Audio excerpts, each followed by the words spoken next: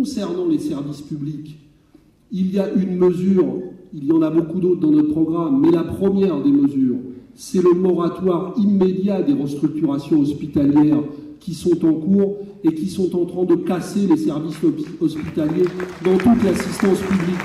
Nous avons fait vendredi une journée de mobilisation sur ces questions et nous avons tenu un débat.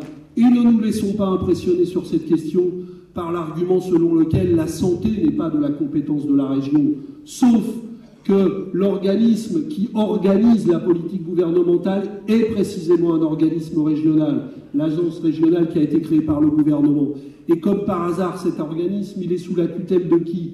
Du préfet de région, qui est lui-même sous la tutelle, même pas du ministère de la Santé, mais du ministère de l'Intérieur. Et pendant ce temps-là, le conseil régional qu'on va élire dans quelques semaines n'aurait pas le droit de dire son mot sur l'organisation de l'offre de santé publique sur le territoire parce que ça ne relève pas de sa compétence. Eh bien nous, ce n'est pas notre conception de l'exercice du pouvoir régional. Quand il y a une question aussi essentielle que l'offre de santé publique et l'offre de santé hospitalière en Île-de-France, oui, les élus régionaux ont à s'en mêler, a fortiori si c'est une agence régionale nommée par l'Élysée et sans aucun contenu démocratique qui est chargée de le faire.